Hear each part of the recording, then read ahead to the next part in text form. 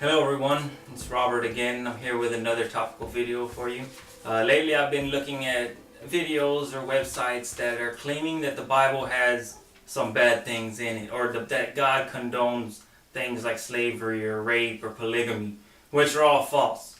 And I know the trick is that they're asking questions knowing that most people, especially in Western countries, aren't going to know how to answer some of these questions because they're not really hard. But you have to know your Bible and you have to know your stuff in order to be able to answer them.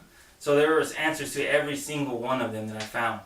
That there's not one question out there in all these websites and all these whatever that I can't prove, that I can't answer. And there's no claims about the Bible being evil or about God condoning this or that I can't prove false.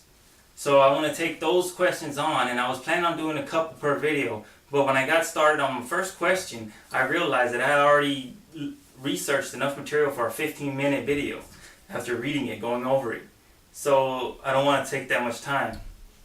So what I'm thinking about doing is doing maybe one question per video, or maybe there's a short answer for a couple of questions, combining some. But this first question for today is, does God condone rape? That seems to be one that's on a lot of the videos out there, a lot of the websites that are trying to trash the Bible, trying to make people think it's evil. Bad things do happen in the Bible, but that doesn't mean God condoned it. Okay? It's history. Now, first off, to answer that question is no. No. Any claim that God condones rape is completely false. Alright? As a matter of fact, we see rape today as an evil act because of the Bible, because of the standards of the Judeo-Christian God, the one true God. Alright? Now, in cultures like the Israelite culture, the Hebrew culture, there were severe penalties for rape compared to today, where you just get a few years in prison, or that's like a slap on the wrist compared to what happened to you as being part of God's people. Alright, in many other cultures back then, and even today, it's fine to rape people as long as it's the right people you rape. Or you're free to rape anybody that you take after a war. You take their women and their children, and you can do whatever you want to them. They're trying to put that claim on God's people, on the Israelites, which isn't true. God never told the Israelites to do that. And I'll show you. Also remember that the details in these Mosaic laws, and a lot of the laws I don't even go over, they were specifically for the descendants of Isaac, the Israelites. They weren't for the Gentiles. Even though we are responsible when it comes to things like rape, because the commandments are written on our hearts. We know right from wrong. Okay, how we deal with those things is different, and it's kind of up to us. Alright, what I'm going to do now is I'm going to read a little bit from the Bible. We're going to read in Deuteronomy 22. I'm going to start with verse 23. If a damsel, that is, a virgin, is betrothed unto a husband, and a man find her in the city and lie with her, then ye shall bring them both out into the gate of that city, and ye shall stone them with stones that they die. The damsel, because she cried not, being in the city, and the man, because he hath humbled his neighbor's wife. So thou shalt put away evil from among you. But if a man find a betrothed damsel in the field, and the man force her, and lie with her, then the man only that lie with her shall die. But unto the damsel thou shalt do nothing. There is in the damsel no sin worthy of death. For as when a man riseth against his neighbor, and slayeth him, even so is this matter. For he found her in the field, and the betrothed damsel cried, and there was none to save her.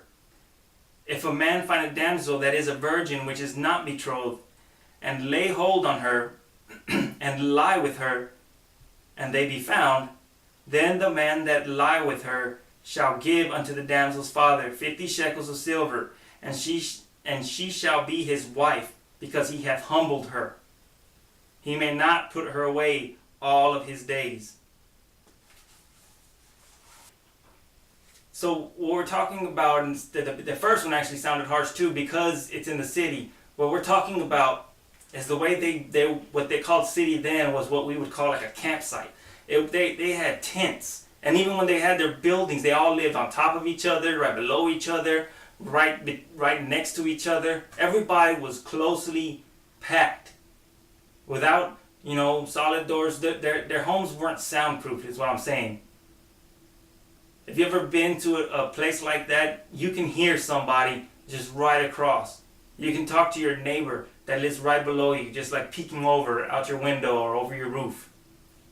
Okay, but in a tent city, you can hear everything that's going on, especially at night. So, people would have heard her if she was being raped. Also, but you see, people read this, and just like they forget that, just like today, the elders of the city would judge things, like lawyers. They would try to prove a case, so they would bring the people out, and they were able to ask the woman what happened. If she says she tried to cry out, but he was holding her mouth shut. If she has any bruises on her, any bruises on her neck, or her lips were swollen, she was tied up, there was any evidence like that, they would judge rightly. And they would stone the man because she was the victim. They wouldn't stone her. See, the laws were written out a certain way, but then to apply the law was up to the elders. How to apply the law, and which law should we apply in this case? Just like today, you break a law, then there's details that they have to look at to see which law applies to it, which laws were broken, and how it's similar to any other cases. So they didn't just catch them and then kill them right away. That's not how things were done. The elders had to discuss it and hear both sides while the whole town pretty much was listening. The fact is that there are false claims of rape out there. Sorry, but it's true. There are women who, instead of getting in trouble, they want to cry out that they were raped. But that just means that these false claims make it harder for people to judge the real accusations, to bring justice to real rape victims. Because people do cry rape when it's not true. And the part about them having to marry their rapist, that sounds absolutely horrible to us here today. That sounds horrible to us, but we don't know what it was like back then. See, the women back then, they wanted their rapists to marry them. It was a way to redeem them. Instead of having to live with the shame of being unmarriable. It sounds wrong to us, but it was a different time, different culture. They cried out to their rapists to marry them. They were able to settle some of these things by marrying them together. Okay? It was the number one priority in life back then was to get married and have children. See, marriage is not the sappy, romantic, dreamsicle of an idea that people have today.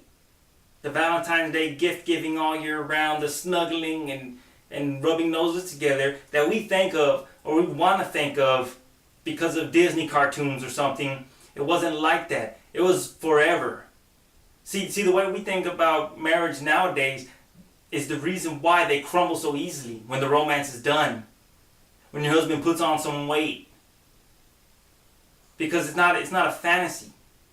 To them, marriage was forever, a lifelong contract that you made with someone, between a man and a woman, making them one. Okay, it wasn't about love. Love would grow because that's what love does. It doesn't fall, it grows. Now, also we learned from what I read that the Bible considers rape the same as murder, as killing someone. So it is covered by the 10 Commandments. Thou shalt not kill. A woman's dreams, her life, her hope in being married, her ability to have children. Thou shalt not steal her virginity and her honor. Thou shalt not covet thy neighbor's wife, or covet thy neighbor's daughter. And another one is, thou shalt not dishonor your mother and father by committing this shameful act. So that's 4 commandments that it's actually covered by rape. So you can't say that God condones it when from the very beginning he speaks specifically against it. Alright. Now in other parts of the Bible, we see other stories where people have tried to claim that it condones rape or approves of rape. These accusations aren't true, because in Genesis 34, which is another one people claim, that I can't think of his name, but he was one of the Hivite prince, the prince that was there. He raped one of Jacob's daughters. But God showed him how much God hates this sin of rape by the way by what happened from Simon and Levi, killing all of them, tricking them into getting circumcised, and then going and murdering them all and taking everything they had. Okay, even though Simeon and Levi acted wrongly in their own sense, this shows how evil rape was considered back then. Read Genesis 34 and you get the rest of the story.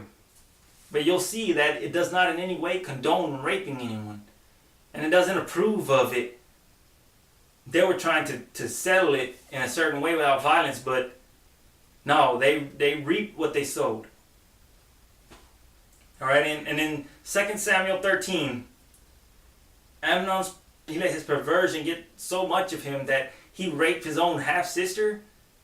Gross, right?